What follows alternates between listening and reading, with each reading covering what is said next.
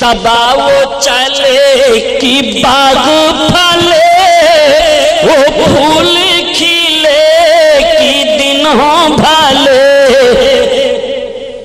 ये हुजूर मुफ्ती आज़म हिंद की वलादत के वक्त आला हजरत अजीमुल बरकत ने अर्ज किया। अब इस शेर का मतलब अलग होता है। लेवा के ताले सना में खुले, रजा की ज़ुबान तुम्हारे लिए, तुम्हारे लिए, तुम्हारे लिए। आकाए करीम सल्लल्लाहु अलैहि वसल्लम की बारगाह में जब हम गुलामों की हाजिरी हो तो हम सब इस तरह से अर्ज करें, मेरे आका सल्लल्लाहु ताला अलैहि वसल्लम का अब करीमाना हाल देखो। सरकार अपना सर सजदा में रखेंगे, मेरे सरकार रब का सजदा क़यामत के मैदान में करेंगे। आपका सरे करीम 7 दिन 7 रात सजदा में रहेगा। अल्लाह ताला का इरशाद होगा, या मोहम्मद इरफा रासका, मोहम्मद अपने सर को उठाओ, कहो तुम्हारी बात सुनी जाएगी, मांगो तुम्हें दिया जाएगा, तुम बख्शिश जिसकी चाहो बख्शा जाएगा। 3 ऐलान महबूब के लिए क़यामत के दिन होगा। मेरे सरकार को रब ताला फरमाएगा, अपने सर को उठाओ, कहो तुम्हारी बात सुनी जाएगी, मांगो तुम्हें दिया जाएगा, तुम बख्शिश चाहो बख्शा जाएगा। मेरे सरकार अब देखिए कहते क्या है रब की बारगाह में, मांगते क्या है रब की बारगाह में, और किसकी किसकी बख्शिश चाहते हैं रब की बारगाह में। मेरे सरकार अपने सरे करीम को सजदा से उठाएंगे, खुशी के आंसू जारी होंगे निगाहे नबूवत से। मेरे आका इरशाद फरमाएंगे, अब तुम्हें घबराने की जरूरत नहीं है, मग़फ़िरत की बशारत अता फरमाएंगे गुनहगारों को, पापियों को। तो गुनहगार पापी खाती बख्शिश की बशारत सुनने के बाद मुस्कुरा उठेंगे। आला हजरत अजीमुल बरकत इसी की तर्जमानी फरमाते हैं, पेश हक़ मुज़ूदा शफ़ाअत का सुनाते जाएंगे, और आप रोते जाएंगे, सबको हंसाते जाएंगे। अल्लाह नारे रिसालत मसलके आला हज़रत। आकाए करीम सल्लल्लाहु ताला अलैहि वसल्लम का करीबाना हाल जरा देखो। मेरे सरकार के मुकद्दस आंखों में खुशी के आंसू जारी होंगे। आंखों में आंसू 2 ही वक्त आते हैं, या तो इंतहाई खुशी हासिल हो तब आंखों में आंसू आ जाते हैं, या तो इंतहाई गम हो तब आंखों में आंसू आ जाते हैं। मेरे सरकार को इंतहाई खुशी हासिल है। आकाए करीम इतने खुश हैं कि तशक्कुर के आंसू निगाहे पाक से जारी हो गए और सबको बशारत दे रहे हैं, अब तुम्हें घबराने की जरूरत नहीं है। आला हजरत अजीमुल बरकत फरमाते हैं कि अब्बाई शफ़ाअत की साता बाई, जरा चैन ले मेरे घबराने वाले, घबराने वाले, जरा चैन ले मेरे घबराने वाले, घबराने वाले। अल्लाह अल्लाह, घबराने वालों अब चैन सुकून में आ जाओ। आकाए करीम सल्लल्लाहु अलैहि वसल्लम का अब दरियाए करम देखो, अब सरकार की अजमत मुलाहजा करो। इसीलिए मैं अर्ज करता हूँ, ये मुसलमानों, नबी कौनैन की अजमत को जो लोग मदीना शरीफ ही की गलियों से समझना चाहते हैं, मक्का तैयबा से देखना चाहते हैं, मकामे उहद मकामे खंदक से देखना चाहते हैं, वो बजाय उन जगहों से देखने के आए जरा देखें क़यामत के मैदान का नक्शा सामने रखें, तब वो देखें अजमत मुस्तफ़ा आकाए करीम सल्लल्लाहु अलैहि वसल्लम की अजमत जरा मुलाहजा करते चलिए। मेरे सरकार सल्लल्लाहु ताला अलैहि वसल्लम रब की बारगाह में आप अर्ज क्या करेंगे? रब ताला ने हुक्म दिया, महबूब अपने सर को उठाओ, कहो तुम्हारी बात सुनी जाएगी। तो मेरे सरकार कहेंगे क्या, जरा देखो। मेरे आका अर्ज करेंगे, परवरदिगार ये सब तेरे बंदे हैं, इनका हिसाबो किताब जल्द फरमा दे। रब ताला कबूल फरमाएगा। अब हिसाबो किताब शुरू हो जाएगा। हिसाबो किताब कितनी देर में होगी? आओ जरा देखो, सिर्फ 6 घंटा के अंदर अंदर सारा हिसाबो किताब खत्म हो जाएगा। अल्लाहु अकबर। پر اور کیسے کیسے لوگ بخش دیے جائیں گے. تو اعلیٰ حضرت عظیم البرکت کے والد گرامی علامہ نقی علی خان رحمۃ اللہ تعالی علیہ الکلام الاوضح فی تفسیر علم نشرح میں تحریر فرماتے ہیں کہ 4 ارب 90 کروڑ 77 لاکھ مومنین کی مغفرت بلا حساب و کتاب کر دی جائے گی. اللہ اللہ. اور صرف 6 گھنٹے کے اندر اندر سارا حساب و کتاب ختم کر دیا جائے گا. اب سوال یہ پیدا ہوتا ہے کہ جب 6 گھنٹے کے اندر اندر سارا حساب و کتاب ختم ہوگا تو مفتی واجد علی صاحب نے تو حدیث سنا دیا تھا کہ قیامت کا ایک دن 50,000 برس کا ہوگا. پھر یہ سارا وقت کس لیے ہوگا آخر؟ اللہ تعالیٰ کو تو علم ہے کہ میرا فلاں بندہ جنتی ہے، فلاں جہنمی ہے، فلاں کے پاس اتنی نیکیاں ہیں، فلاں کے پاس اتنی برائیاں ہیں، فلاں اتنی نیکیاں کرے گا، فلاں اتنی اچھائیاں کرے گا. جنتی کو جنت میں ڈال دے، جہنمی کو جہنم میں ڈال دے، کوئی احتجاج نہیں کر سکتا. یہ حساب و کتاب کی ضرورت کیا ہے؟ یہ ہنگامے محشر کی ضرورت کیا ہے؟ میزان کی ضرورت کیا ہے؟ پل صراط قائم کرنے کی ضرورت کیا ہے؟ یہ بھیڑ بھاڑ اکٹھا کرنے کی ضرورت کیا ہے؟ مقام محمود کی ضرورت کیا ہے؟ پھر سرکار کے یہ بخشوانے کی ضرورت کیا ہے؟ تو اعلیٰ حضرت عظیم البرکت کے بھائی استاد زمن علامہ حسن حدیث کی روشنی میں بیان دے رہے ہیں کہ یہ سارا وقت اظہار مصطفیٰ کی عظمت کے لیے ہوگا کہ فقط اتنا سبب ہے انعقاد بزم محشر کا کہ تیری شان محبوبی دکھائی جانے والی ہے. اللہ اکبر. یہ سارا کام آقا کی عظمت کے اظہار کے لیے ہوگا. یہ پل صراط آقا کی عظمت کے اظہار کے لیے ہے. یہ میزان آقا کی عظمت کے اظہار کے لیے ہے. یہ حساب و کتاب آقا کی عظمت کے اظہار کے لیے ہے.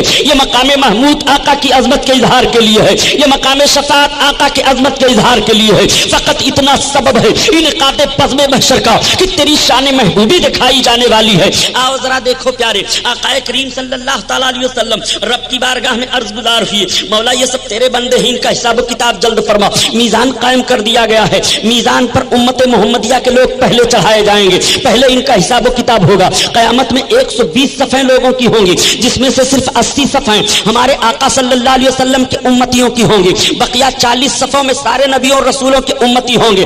اتنی تعداد ہوگی. نبی کونین صلی اللہ تعالیٰ علیہ وسلم پر قربان جاؤ، اپنے آقا کی عظمت دیکھتے چلو. آقا کریم صلی اللہ تعالیٰ علیہ وسلم کے امتی لائے جا رہے ہیں. میزان پر چڑھا دیا گیا ہے امتی کو.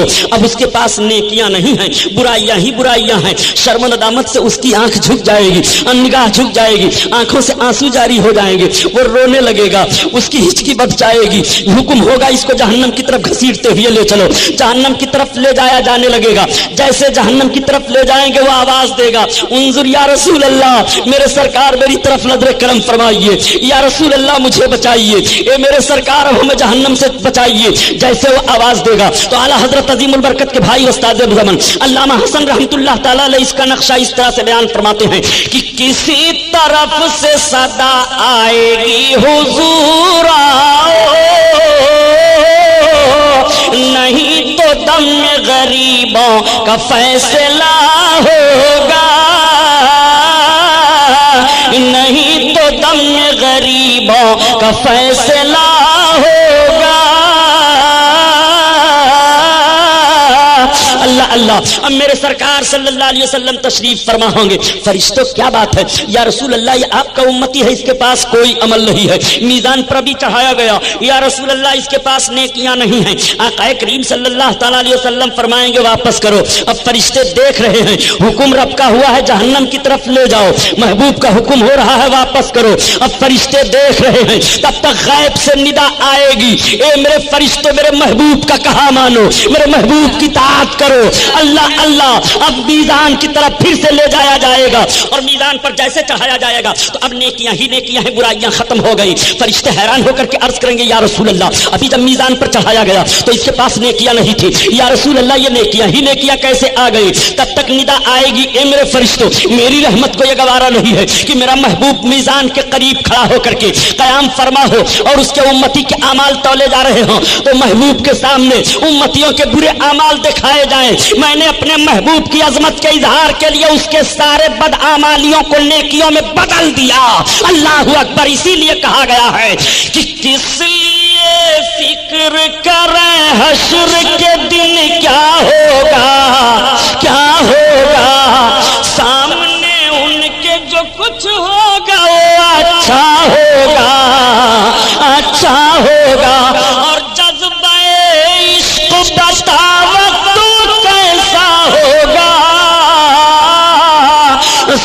سامنے جب میرے محبوب کا جلوہ ہوگا، جلوہ ہوگا، سامنے جب میرے محبوب کا جلوہ ہوگا، جلوہ ہوگا۔ اللہ اللہ، آپ ذرا ملاحظہ فرمائیے، یہ عظمت مصطفیٰ ہے، آقا کریم صلی اللہ تعالیٰ علیہ وسلم کا دوسرا امتی میزان پر چڑھایا جائے گا۔ امتی کے پاس عمل نہیں ہے، اس کے پاس بھی برائیاں ہی برائیاں ہیں، گناہ کا دفتر اس کے سامنے رکھ دیا جائے گا۔ یہ دیکھ تیرے گناہ کا دفتر ہے، یہ دیکھ تیرے کالے کالے کارنامے ہیں جو تم نے دنیا میں کیا تھا اور سوچا تھا کہ میرے گناہوں کو کوئی نہیں دیکھ رہا ہے۔ اے خدا کے بندو، گناہوں کو چھوڑ دو، خدا کی قسم زمین کے جس حصہ پر تم پاپ کر رہے ہو، کل قیامت کے دن زمین کا یہ حصہ گواہی دے گا تمہارے خلاف۔ اے میرے پروردگار، تیرے بندے نے مجھ پر یہ جرم کیا ہے، میرے اوپر یہ خطا کی ہے، تمہارے جسم کے اعضاء بول پڑیں گے تمہارے خلاف۔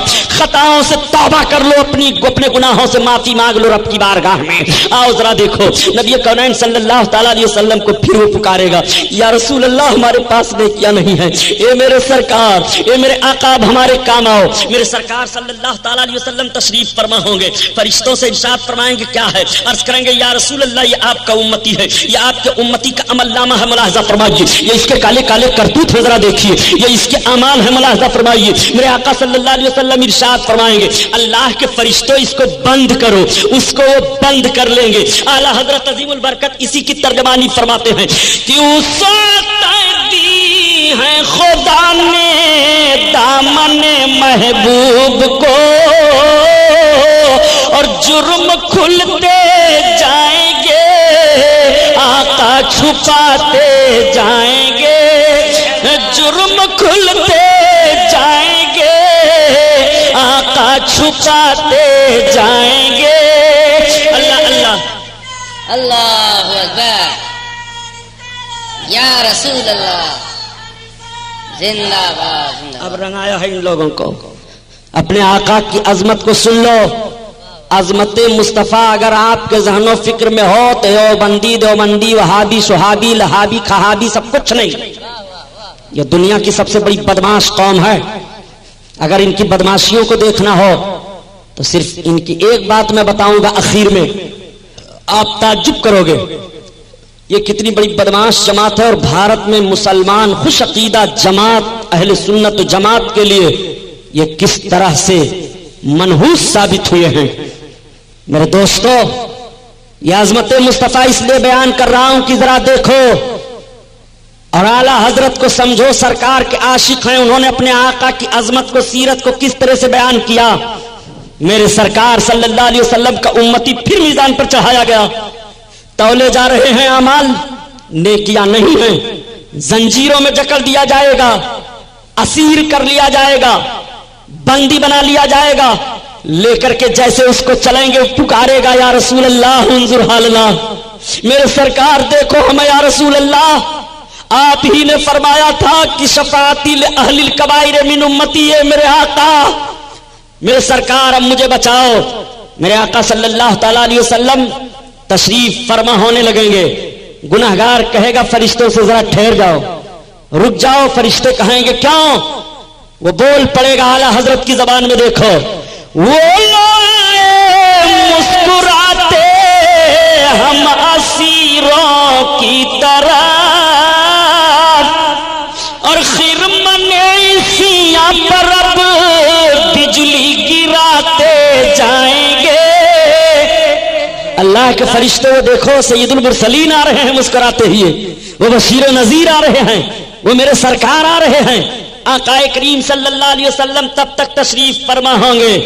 اللہ کے فرشتوں کیا ہے یا رسول اللہ، یا آپ کا گنہگار امتی ہے، اس کے پاس پاپ ہی پاپ ہیں، زنجیروں میں جکڑ کر کے اسے جہنم میں ڈالا جائے گا۔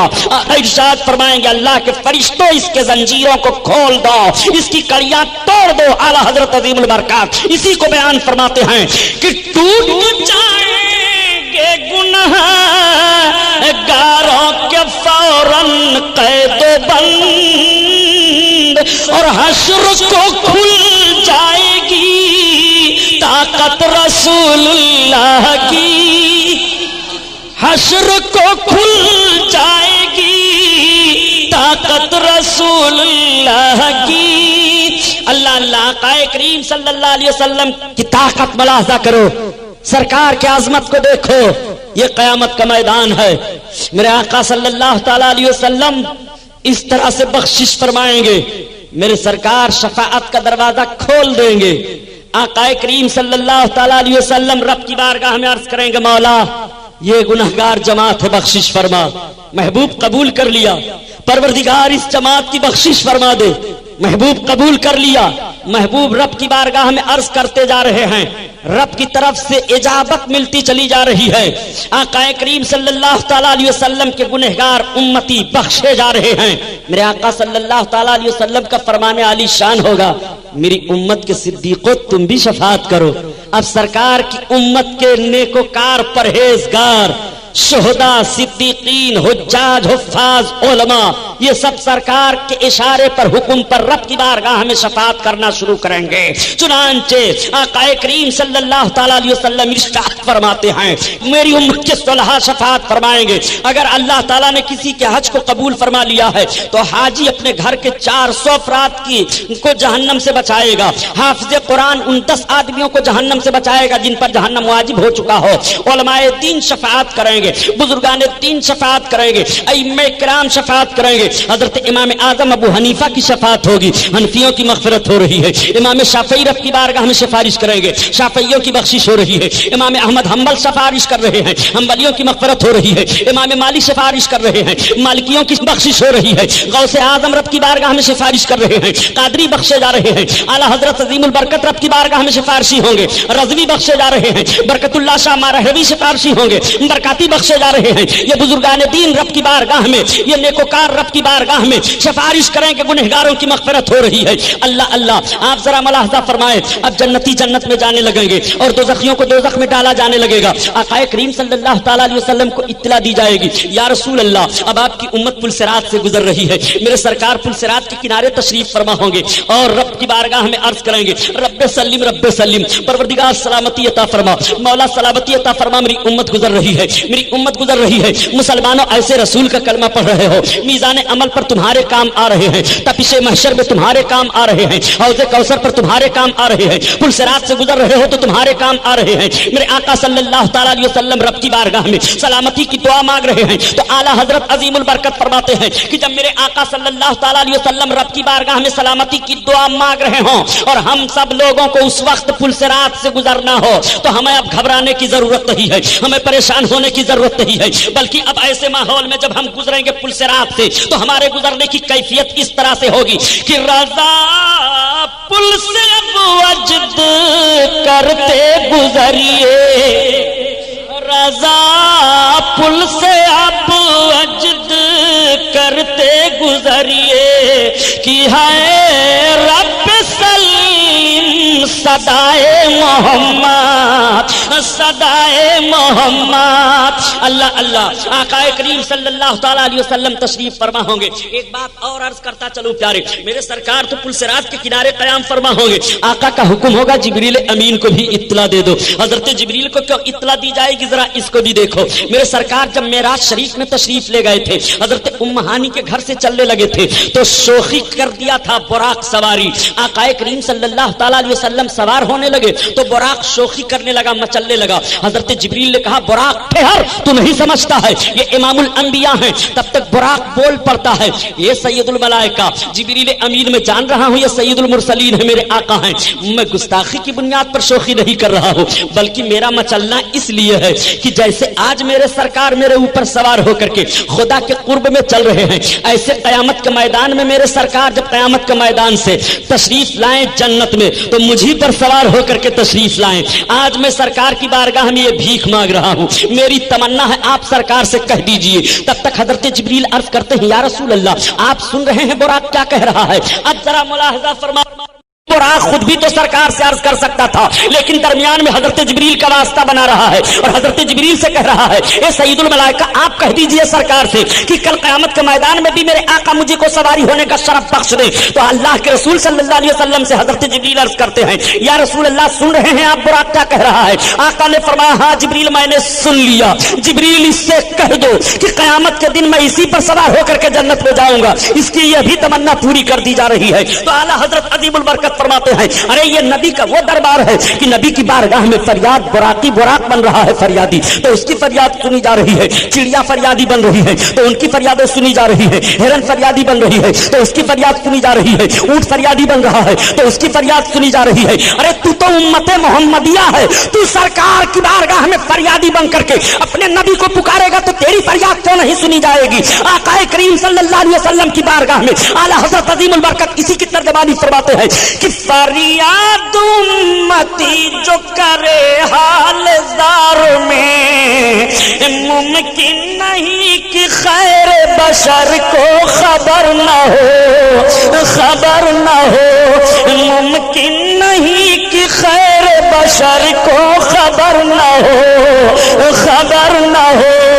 अल्लाह अल्लाह, आका करीम सल्लल्लाहु ताला अलैहि वसल्लम जब हजरत उम्महानी के घर से और बुराक पर सवार होकर के हजरत जिब्रील अलैहिस्सलातु तस्लीम जहां ठहरते हैं सिदरा के मकाम पर पहुंचे, और जब सिदरा से आका तशरीफ ले जाने लगे तो हजरत जिब्रील से फरमाते हैं, जिब्रील तुम्हारी भी कोई तमन्ना है? तो हजरत जिब्रील अर्ज करते हैं, हाँ या रसूल अल्लाह, मेरी भी एक तमन्ना है। मेरी तमन्ना तो यह है कि आप जब उम्महानी के घर से चलने लगे थे तो बुराक ने यह तमन्ना की थी कि आप क़यामत के मैदान में उसी को सवारी का शरफ बख्शें और जन्नत में तशरीफ ले चलाएं। मगर मेरी तमन्ना यह है कि क़यामत के मैदान में पुलसिरात से जब आपकी उम्मत गुजरे तो मैं अपना पर फर्श बना दूं आपकी उम्मत के लिए। ये मेरी तमन्ना है। अल्लाह अल्लाह, अब आज उम्मत मोहम्मदिया पुलसिरात से गुजर रही है तो आला हजरत अजीमुल बरकत फरमाते हैं, अहले सिरात रूहे अनी को खबर करें और जाती है उम्मत नबवी फर्श पर करें, फर्श पर करें। जिब्रील अमीन को इत्तला दी जाए। हजरत जिब्रील अमीन तशरीफ फरमा हो रहे हैं।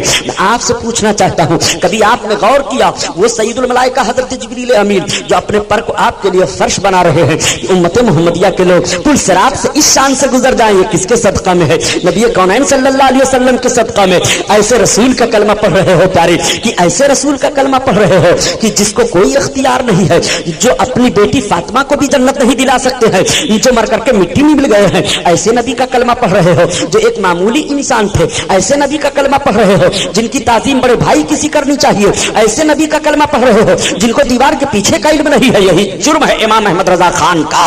ऐसे मुजरिमों को पकड़ करके कौम के सामने पेश किया था और बता दिया था ये रसूलुल्लाह सल्लल्लाहु अलैहि वसल्लम की शान में गुस्ताखी करने वाले हैं। ऐसे मुजरिमों के कराइन से तुम्हें दूर रहना है, ऐसे मुजरिमों के कुर्ब से तुम्हें भागना है। ए मुसलमानों, एहसान है हिंदुस्तान की सरजमीन पर इमाम अहमद रजा खान फाज़िल बरेलवी रज़ी अल्लाह ताला अन्हु मुजद्दिद आज़म का। इन्होंने बर्र सगीर के मुसलमानों के ईमान की हिफाजत की है और इन डकैतों के चेहरे से नकाब हटा करके इनके चेहरे को सामने कर दिया है। ये रसूलुल्लाह सल्लल्लाहु अलैहि वसल्लम की शान में गुस्ताखियां करने वाले हैं, ये नबी की अजमत को खिलवाड़ बनाने वाले लोग हैं। ये इस्लाम और ईमान से हाथ धो बैठे हैं, इनके पीछे नहीं चलना है, इनके आगे आगे तुम्हें भाग करके जाना है और अपने ईमान की हिफाजत करनी है। तुम्हें अपने बुजुर्गों की चौखटों से लिपटे रहना है ताकि तुम्हारे ईमान की हिफाजत होती रहे। आला हजरत पर इल्जाम लगाया जाता है कि इमाम अहमद रजा खान ने हिंदुस्तान की सरजमीन पर मुसलमानों को काफिर बना डाला है। नादान, काफिर बनाना तू समझता भी है किसी को कहते हैं? इमाम अहमद रजा खान ने तो इतनी एहतियात की है, इतनी एहतियात की है। अल्लाह अल्लाह, आला हजरत अजीमुल बरकत तो इतना एहतियात फरमा रहे हैं कि शफाअत की अहादीस बयान फरमाते हैं ऐसे ऐसे मुजरिमों के लिए। इतने बड़े बड़े पापी हैं, जब भी रसूलुल्लाह सल्लल्लाहु ताला अलैहि वसल्लम की शफाअत के मुस्तहिक हैं। हजरत इमाम अहमद रजा ने कलमा पढ़ने वाले को काफिर नहीं कहा है। फिर तुम कह दोगे कि तो इतनी नमाजें बड़े बड़े मौलवी लोग पढ़ते हैं, इतना कलमा बड़े बड़े मौलवी लोग पढ़ते हैं, इन सबको कैसे काफिर कह दिया गया? प्यारे एक बात और मैं बता दूं, पहले एक दौर ऐसा था कि जब मेरे सरकार ने ऐलान किया कलमा पढ़ो, जो लोग कलमा पढ़े ईमान ले आए, सहीहुल अकीदा मुसलमान हैं, सहाबी हैं, वो सबके सब बख्शे जाएंगे। जब नमाज फर्ज हो गई तो अब नमाज भी पढ़ें। अगर कोई कहे कि मैं सिर्फ कलमा पढ़ता हूं, नमाज पढ़ने की कोई जरूरत नहीं है, तो इस्लाम में नहीं रह जाएगा, काफिर करार दे दिया जाएगा। اگر کوئی کہے کہ میں کلمہ بھی پڑھتا ہوں نماز بھی پڑھتا ہوں مگر میں روزہ نہیں رکھوں گا تب بھی وہ کافر ہو جائے گا. اگر وہ کہے میں کلمہ پڑھتا ہوں نماز پڑھتا ہوں روزہ رکھوں گا مگر میں زکات نہیں دوں گا تب بھی کافر ہو جائے گا. اگر وہ کہے میں زکات دوں گا روزہ رکھوں گا نماز پڑھوں گا کلمہ پڑھوں گا لیکن میں قرآن نہیں مانتا ہوں تو کافر ہو جائے گا.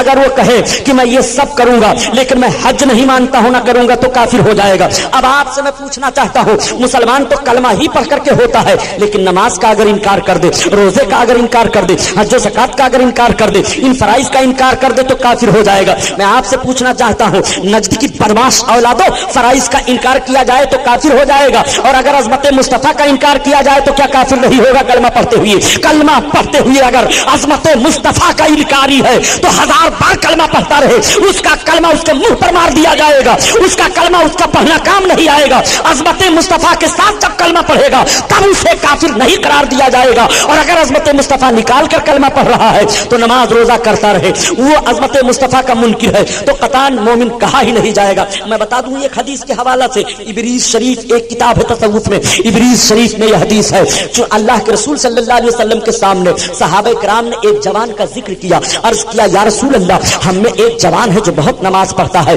بڑا نیکوکار ہے بڑا عمل والا ہے. صحابہ تعریف کر رہے تھے تب تک وہ جوان سرکار کے سامنے آ گیا. جیسے سرکار کے سامنے وہ جوان پہنچا تو صحابہ نے عرض کیا یا رسول اللہ یہی جوان ہے جس کی تعریف ہم کر رہے تھے. میرے آقا نے اس کی طرف دیکھا اس نے سرکار کو سلام کیا.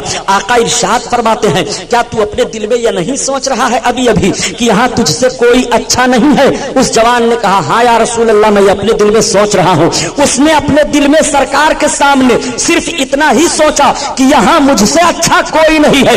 اپنے عمل پر گھمنڈ کرتے ہوئے کہ مجھ سے اچھا کوئی نہیں ہے نبی کونین صلی اللہ تعالی علیہ وسلم نے اس کے دل کے سوچنے کو جان لیا. اب وہاں سے وہ سرکار کو سلام کر کے چلا آیا مسجد میں. میرے آقا ارشاد فرماتے ہیں کون ہے جو اس کو قتل کر دے گا؟ میں آپ سے پوچھنا چاہتا ہوں رسول اللہ نے نماز پڑھنے والے کو قتل کرنے کا حکم کیوں دیا؟ سرکار فرماتے ہیں کون ہے جو اس کو قتل کر دے گا؟ حضرت ابوبکر صدیق فرماتے ہیں میں قتل کروں گا. چنانچہ حضرت ابوبکر صدیق گئے فوراً واپس آ جاتے ہیں. ان کی نگاہ دیکھ رہی ہے کہ وہ تو نماز کی نیت باندھ چکا ہے. حضرت ابوبکر اپنے دل میں سوچنے لگے. علماء بیان فرماتے ہیں کہ نبی نماز پڑھنے والے کو قتل کا حکم کیسے دیں گے؟ ہاں آپ فرماتے ہیں کون ہے قتل کرے گا؟ تب تک حضرت عمر فاروق اعظم بڑھے یا رسول اللہ میں اس کی گردن مار دوں گا. آپ جب گئے تو وہ رکوع میں جا چکا تھا. آپ سوچنے لگے رکوع میں جانے والے کو سرکار کیسے فرما دیں گے؟ چنانچہ پلٹ پڑے. تب تک میرے آقا تیسری بار فرماتے ہیں کون ہے جو اس کو قتل کرے گا؟ تب تک مولا کائنات فرماتے ہیں میں عرض کرتے ہیں میں قتل کر دوں گا. آقا فرماتے ہیں ہاں علی تم ضرور قتل کر دیتے مگر اس کو پاؤ تب. میرے سرکار نے جیسے اتنا ارشاد فرمایا اب حضرت علی رضی اللہ تعالیٰ عنہ تلوار لے کر کے بڑھے مسجد میں گئے. دیکھا تو نماز پڑھ کر کے نکل گیا تھا. سب تشویش میں پڑ گئے. آقا کی بارگاہ میں عرض کرنے لگے یا رسول اللہ معاملہ کیا ہے؟ سبوں نے عرض کیا یا رسول اللہ ہم ضرور اسے قتل کر دیتے مگر ہم نے سوچا کہ آقا نمازی کو مارنے کے لیے حکم کیسے دیں گے. میں آپ سے پوچھنا چاہتا ہوں وہ نماز روزہ کی رٹ لگانے والے نجدی بدماشوں سنو سرکار کی سیرت بیان کرنے والوں نبی کونین صلی اللہ تعالی علیہ وسلم نے اس جوان کو قتل کرنے کا حکم کیوں دیا؟ آقا فرماتے ہیں علی ضرور تم قتل کر دیتے مگر پاؤ تب. میرے آقا کا علم غیب بھی دیکھو. سرکار یہ بھی نشاندہی کر رہے ہیں گویا علی اب تم اسے پاؤ گے نہیں. نکل گیا. آقا فرماتے ہیں اگر وہ قتل کر دیا جاتا جوان تو قیامت تک میری امت میں فتنہ نہ ہوتا. اللہ اور بتاؤں کلمہ پڑھنے والے کو کافر نہ کہو. اٹھاؤ قرآن دیکھو مسجد زرار کا واقعہ پڑھو. سورہ منافقون قرآن میں ہے. سورہ منافقون کا ترجمہ اردو میں پڑھتے چلے جاؤ دیکھ ڈالو اور پورا ترجمہ پڑھنے کے بعد فیصلہ دینا. سورہ منافقون سورت سے تمہیں کیا سبق حاصل ہے؟ آقا کریم صلی اللہ تعالی علیہ وسلم کی بارگاہ میں جب صحابہ نے عرض کیا یا رسول اللہ میں نے فلاں کو فلاں کو فلاں کو دیکھا ہے وہ آپ کا کلمہ بھی پڑھتا ہے مگر کبھی کبھی آپ کی شان میں کچھ بک بھی جاتا ہے. میرے سرکار خاموش ہیں. جب سورہ منافقون نازل ہوئی سرکار مسجد نبوی شریف میں تشریف لے گئے. جمعہ کا دن ہے. منبر پر تشریف فرما ہوئے.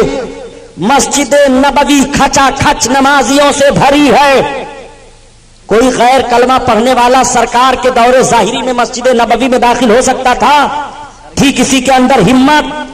سب کلمہ پڑھنے والے بیٹھے ہیں، سب نماز پڑھنے گئے ہیں، میرے آقا منبر پر تشریف فرما ہوئے، خطبہ دینا شروع کیا، ارشاد فرمایا میرے سرکار نے آیت تلاوت کرتے ہوئے کہ میری مسجد میں جتنے منافق ہیں وہ سب کے سب نکل جائیں۔ کوئی نہیں نکل رہا ہے، سب خاموش ہیں۔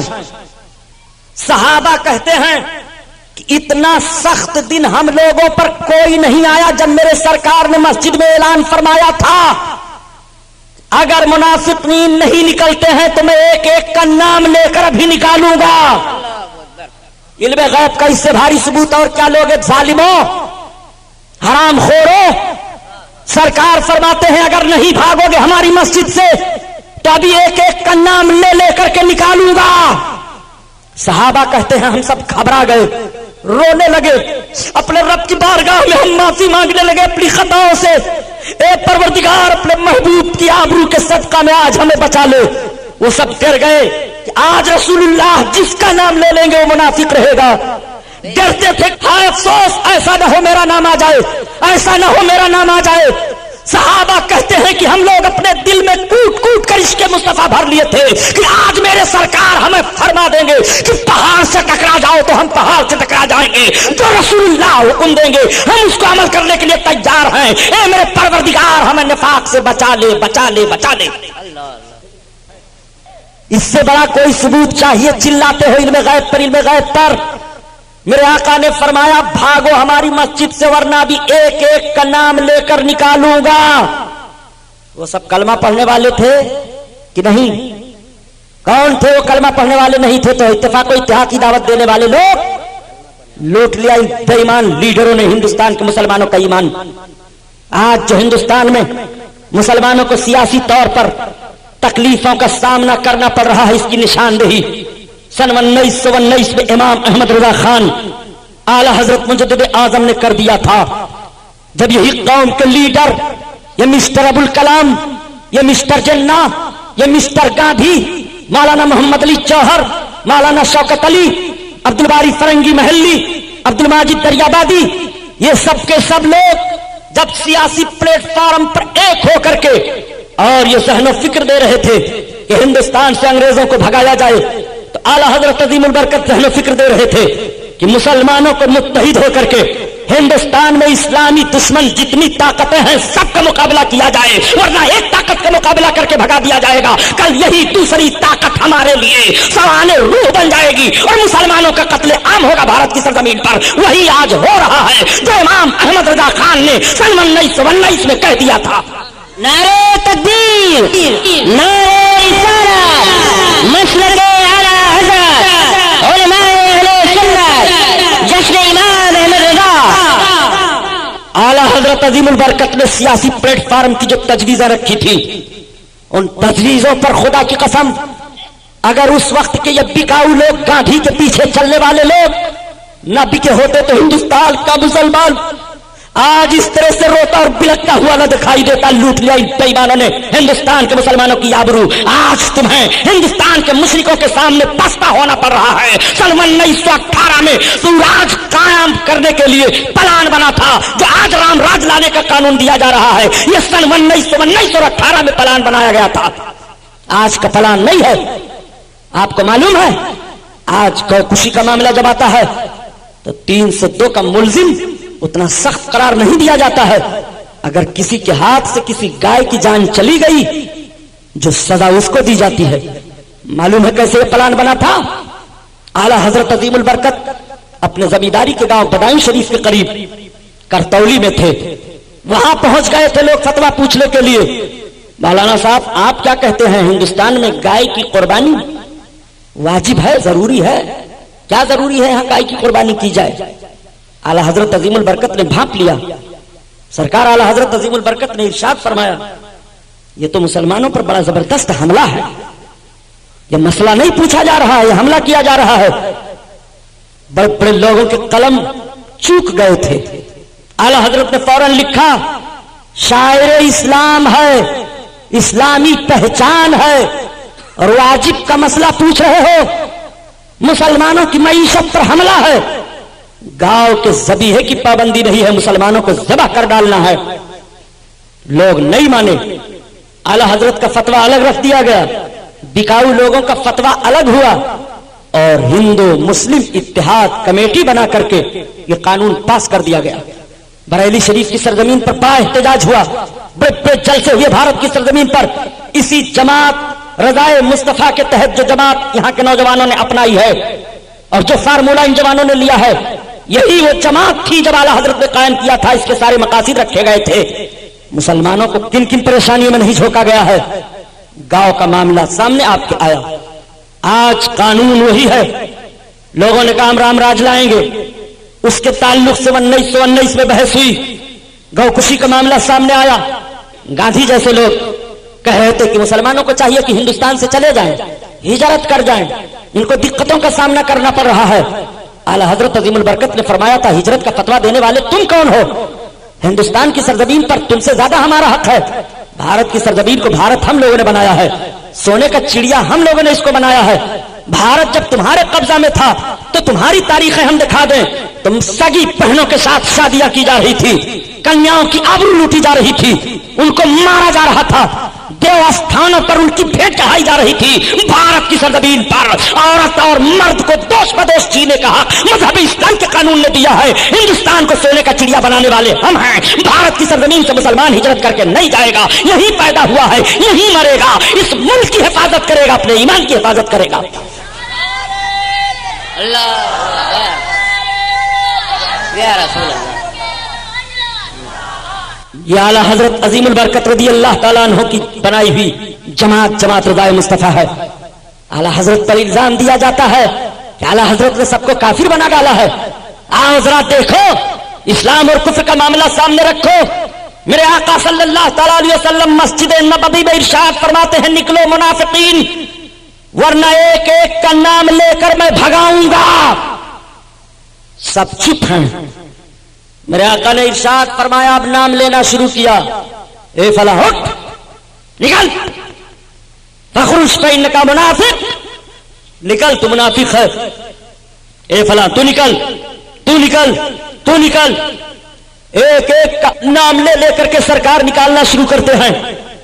مفسرین نے شمار کیا ہے 300 مرد 175 عورتیں مسجد نبوی سے نکالی گئیں، 550 لوگ نکال دیے گئے، 550 مسجد نبوی میں گئے تھے۔ یہ کس لیے گئے تھے؟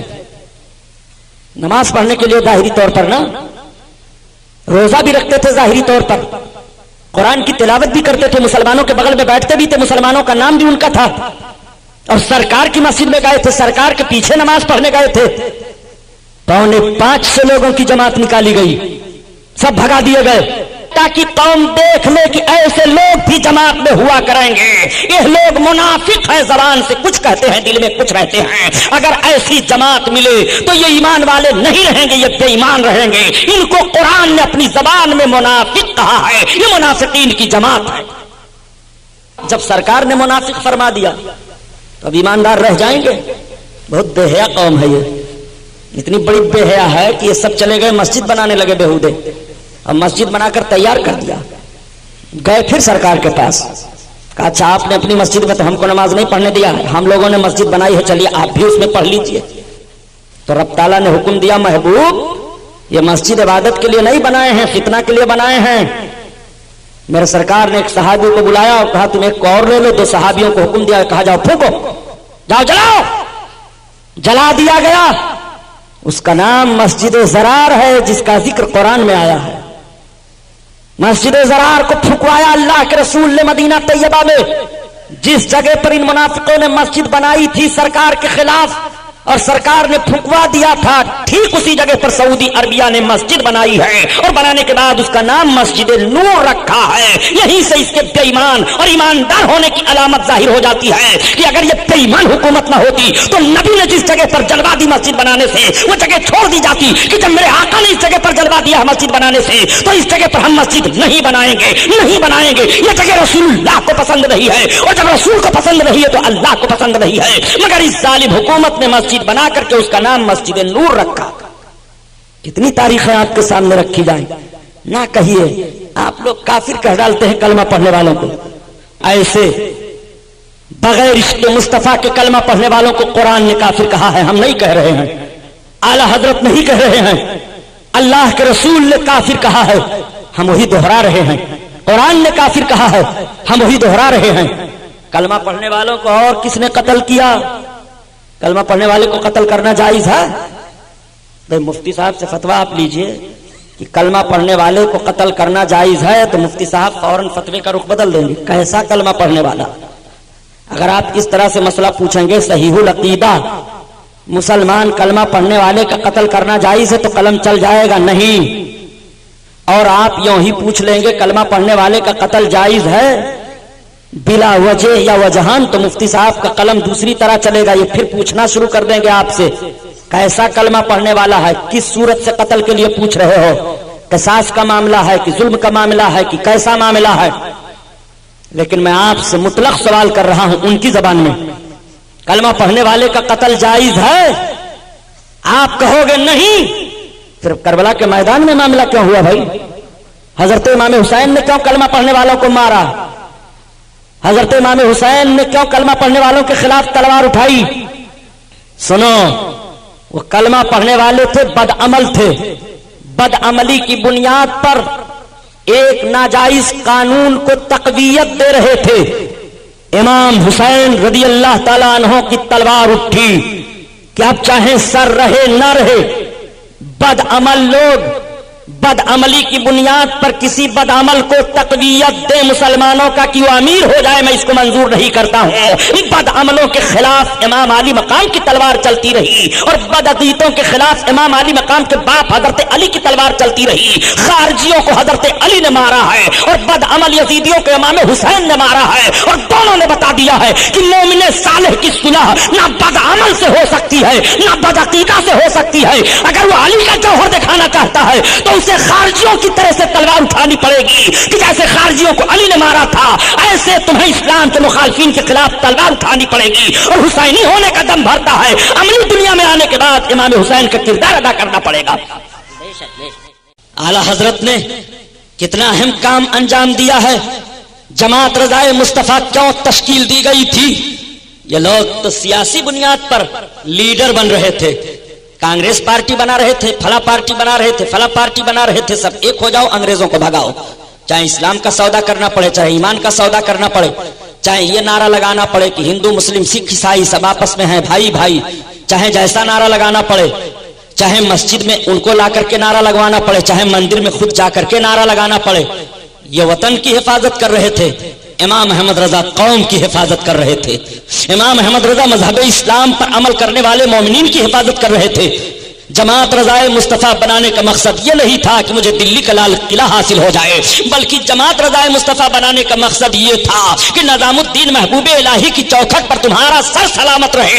اس لیے ہم یہ جماعت بنا رہے ہیں. ان کے جماعت بنانے کا مقصد یہ تھا کہ دلی کے لال قلعہ پر ہمارے اقتدار کا جھنڈا لہرائے. اور امام احمد رضا خان جو جماعت بنا رہے تھے کہ مسلمانوں کے ایمان و عقیدے کی حفاظت ہوتی رہے. ایمان و عقیدہ محفوظ ہے تو ملک محفوظ رہے گا, وطن محفوظ رہے گا, گھر محفوظ رہے گا. اور ایمان و عقیدہ سلامت رہی ہے تو ملک کی سلامتی سے تمہارا کوئی فائدہ نہیں ہوگا. امام احمد رضا کی فکر یہ تھی. اس نوعیت پر اس جماعت کی تاریخ مرتب کی گئی تھی. اور ضرورت ہے ہندوستان میں اگر آبرومندانہ جیون بتانا چاہتے ہو تو اعلی حضرت عظیم البرکت کے مشن کو اپنانا پڑے گا. میں عرض کر رہا تھا, میری آخری بات سن لو. آقا کریم صلی اللہ تعالی علیہ وسلم کا قریبانہ حال, میرے سرکار پلسرات کے کنارے رب سلم کی دعا مانگ رہے ہیں, امتی جنت میں جا رہے ہیں. مسلمانوں, سرکار کا تو اتنا کرم ہوگا, اتنا کرم ہوگا, میرے آقا ڈھونڈ ڈھونڈ کر ایک ایک پاپیوں کو خاطیوں کو بخشوائیں گے, نکالیں گے. اللہ کے رسول کرم فرمائیں گے. جب سرکار کا یہ کرم دیکھیں گے تو کچھ پرہیزگار بول پڑیں گے, اے فلاں گناہگار ذرا سن تو, تھوڑا سا گناہ ہم کو دے دے, ہماری نیکی لے لے. وہ چونک پڑے گا, ارے آپ ہم سے گناہ مانگ رہے ہیں, اپنی نیکی دے رہے ہیں. ابھی تو کوئی کسی سے منہ ملانے کے لیے تیار نہیں تھا, اور آپ اپنی نیکی ہم کو دے کر ہمارا گناہ مانگ رہے ہیں. ہاں تم تھوڑا سا گناہ مجھے دے دو, میری نیکی لے لو. آخر ایسا کیوں؟ तो वो परहेजगार बोल पड़ेगा, मैं अपने आका सल्लल्लाहु ताला अलैहि वसल्लम की शफाअत से जन्नत में जाना चाहता हूं, मेरे सरकार गुनहगारों को जन्नत में भेज रहे हैं, थोड़ा सा गुनाह मुझे भी दे दी ताकि सरकार के वसीले से मैं जन्नत में चला जाऊं। आला हजरत अज़ीमुल बरकत इसी की तर्जमानी फरमाते हैं कि क्या ही ज़ौक़-फ़ोज़ा शफाअत है तुम्हारी वाह वाह, और कर्ज लेती है गुनाह परहेजगारी वाह वाह, कर्ज लेती है गुनाह परहेजगारी वाह वाह। अल्लाह अल्लाह मेरे आका सल्लल्लाहु ताला अलैहि वसल्लम सबकी बख्शिश कराएंगे ढूंढ ढूंढ करके एक एक उम्मतियों को। आका ने इरशाद फरमाया कि मुझे बड़ी फिक्र थी अपनी उम्मत के बारे में, लेकिन जब ये आयत करीमा नाजिल हुई रब ताला ने इरशाद फरमाया वला सौफा युतीका रब्बुका फतरदा, ए महबूबन करीब तुम्हारा रब तुम्हें इतना देगा कि राजी हो जाओगे। तो आका फरमाते हैं अब मेरी फिक्र दूर हो गई, मैं जब तक अपने एक एक उम्मती को कयामत के मैदान में बख्शवा नहीं लूंगा तब तक राजी नहीं होऊंगा। यहाँ राजी होने से यह मतलब नहीं माज़ अल्लाह कि अल्लाह के हबीब अपने रब से नाराज है, नहीं नहीं, बल्कि राजी होने का मतलब खुशी का दुबाला होना, खुशी का बहुत ज्यादा हो जाना। आका फरमाते हैं जब तक मेरी खुशी दुबाला नहीं होगी, जब तक मैं अपने एक एक उम्मतियों की बख्शिश नहीं करा लूंगा, और रब फरमाता है महबूब तुम्हें मैं खुश कर दूंगा। आका अर्ज करते हैं जब तक अपने एक एक उम्मतियों को नहीं बख्शवा लूंगा मौला मैं राजी नहीं होऊंगा। अल्लाह ताला इरशाद फरमाएगा क़यामत के दिन, आका इरशाद फरमाते हैं कि मैं जब सारे जन्नतियों को जन्नत में भेज दूंगा, शफाअत कर करके सबको जन्नत में भेज दूंगा, तो मेरा रब मुझे पुकारेगा हत्ता युनादीनी रब्बी या रदीता या मोहम्मद, मेरा रब पुकारेगा ए मोहम्मद क्या तुम अब राजी हो गए हो? तो मैं अर्ज करूंगा फाकुला यो रब्बी रदीतो, तो मैं अर्ज करूंगा हाँ हाँ मेरे परवरदिगार अब मैं राजी हो गया। मेरे आका इरशाद फरमाते हैं जब तक मेरा एक उम्मती भी जहन्नम में रहेगा मैं राजी नहीं होगा। मेरे सरकार एक एक को बख्शवाएंगे, एक एक को जहन्नम से निकाल कर बख्शवाएंगे। कुछ ऐसे लोग भी कयामत के मैदान में होंगे जो बिला तौबा मरे होंगे दुनिया से, और बगैर तौबा के जहन्नम में डाल दिए जाएंगे, वो अपने गुनाह के मुताबिक सजा पाएंगे। रब की मशीयत ये होगी कि इनको जहन्नम में डाल दिया जाए। मुसलमानों खताएं हो जाएं तो तौबा कर लो, शाम को तौबा करो, सुबह में तौबा करो, जब जब नमाज पढ़ो तौबा करो, अपने बिस्तर पर लेटो तब तौबा करो, सो करके उठो तब तौबा कर लिया करो, खताओं से माफी मांगते रहो। आका इरशाद फरमाते हैं कि बिला तौबा कुछ लोग मर जाएंगे और उनके गुनाहों के मुताबिक उन्हें सजा दी जाएगी। रब की मशीयत होगी जहन्नम में डाल दिया जाए, वो जहन्नम में डाल दिए जाएंगे। 1000 बरस तक या अल्लाह कहते रहेंगे, दूसरा 1000 बरस लगेगा या रहमान कहेंगे, तीसरा 1000 बरस लगेगा या रहीम कहेंगे, चौथा 1000 बरस लगेगा या हन्नान कहेंगे, पांचवा 1000 बरस लगेगा या मन्नान कहेंगे, छठा 1000 बरस लगेगा या कय्यूम कहेंगे, सातवां 1000 बरस लगेगा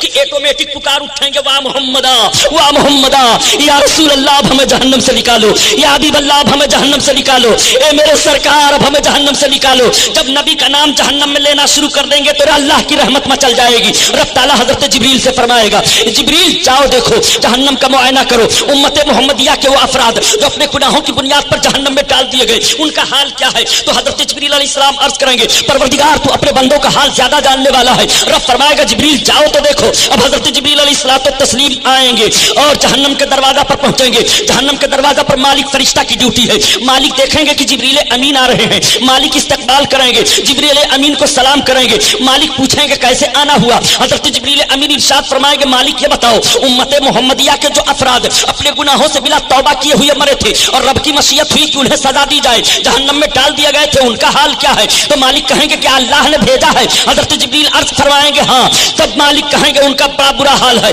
वो चल रहे हैं, वो चीख रहे हैं। हजरत जिब्रील कहेंगे जरा जहन्नम का दरवाजा खोलो। तो जब जब मालिक जहन्नम का दरवाजा खोलते थे जहन्नम भड़काने के लिए तो मालिक की शक्ल डरावनी है, देख करके जहन्नमी भागते थे। लेकिन आज जब मालिक जहन्नम का दरवाजा खोलेंगे तो उनके साथ हजरत जिब्रील अमीन है। हजरत जिब्रील अमीन की शक्ल बड़ी अच्छी है, जैसे जहन्नमी देखेंगे जो जन्नती होने वाले रहेंगे वो पुकार उठेंगे आह इतनी अच्छी सूरत वाला ये कौन आ गया। तो मालिक कहेंगे तुम घबराओ नहीं, ये जिब्रील अमीन है जो मोहम्मद अलैहिस्सलाम पर वही लेकर के जाते थे। इतना सुनना होगा सब पुकार उठेंगे वाह मोहम्मदा اغثنی یا رسول اللہ، اے حضرت جبریل ہمارے آقا سے ہمارا سلام کہہ دو، ہمارے سرکار سے کہہ دو ہمیں بھول گئے، ہمارے سرکار سے کہہ دو اب ہمیں نکال لے جہنم سے، یا رسول اللہ دہائی ہے دہائی۔ سب سرکار کو پکارنے لگیں گے۔ حضرت جبریل امین علیہ السلام واپس آئیں گے رب کی بارگاہ میں، رب تعالیٰ ارشاد فرمائے گا جبریل امت محمدیہ کا حال کیا ہے؟ عرض کریں گے پروردگار تو اپنے بندوں کا حال زیادہ جاننے والا ہے۔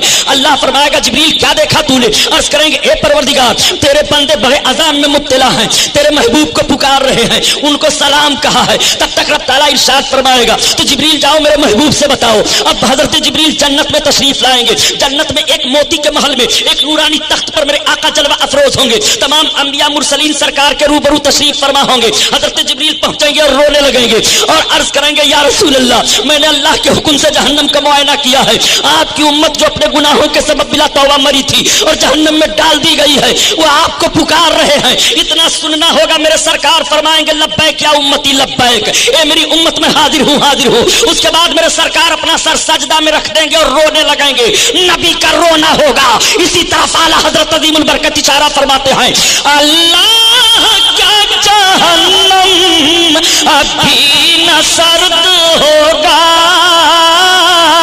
رو رو کے مصطفیٰ نے دریا بہا دیے ہیں، دریا بہا دیے ہیں۔ نعرہ تکبیر، نعرہ رسالت، علماء اہل سنت، مسلک اعلیٰ حضرت، رو رو کے مصطفیٰ نے دریا بہا دیے ہیں، دریا بہا دیے ہیں۔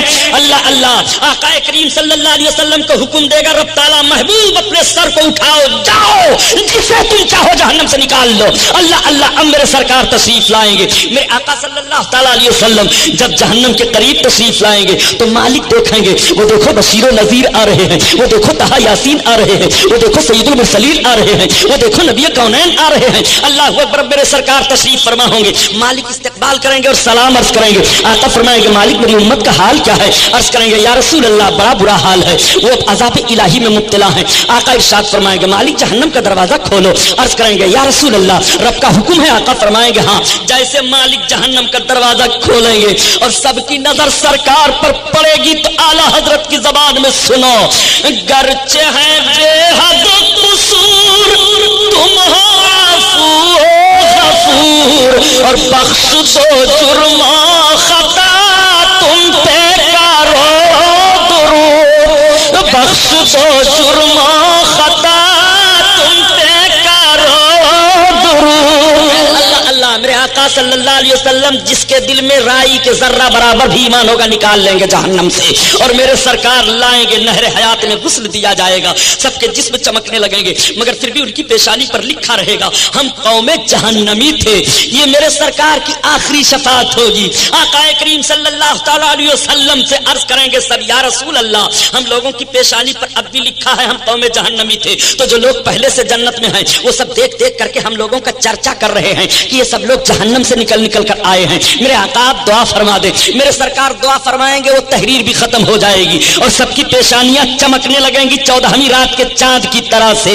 اللہ اللہ یہ کیفیت ہوگی۔ اسی لیے تو اعلیٰ حضرت عظیم البرکت فرماتے ہیں اے مرد مومن تو ایسے رسول کا کلمہ پڑھ رہا ہے کہ آج اگر تم ملک کا غدار بن جا تو تجھے دیش دروہی قرار دے دیا جاتا ہے، اگر بیٹا باپ کی نافرمانی کرے تو جائیداد سے آگ کر دیا جاتا ہے، اگر استاذ کی نافرمانی شاگرد کرے تو شاگردی سے نکال دیا جاتا ہے، اگر پیر کی نافرمانی مرید کرے تو مریدی سے نکال دیا جاتا ہے، ہر مجرم کو جرم کی سزا دی جاتی ہے، مگر تو ایسے رسول کا کلمہ پڑھ رہا ہے کہ جرم کر رہا ہے اور معافی مانگ کر کے اپنے آقا کی بارگاہ میں پناہ لے رہا ہے۔ آقا کریم صلی اللہ تعالیٰ علیہ وسلم کا یہ کتنا بڑا کرم ہے کہ سرکار کے دامن کرم میں پناہ مانگ تو پناہ عطا فرما رہے ہیں۔ کر کے تمہارے گناہ مانگے تمہاری پناہ، اور تم کہو دامن میں آ تم پہ کرو درود، اور بے ہنر و بے تمیز کس کے ہوئے ہیں عزیز۔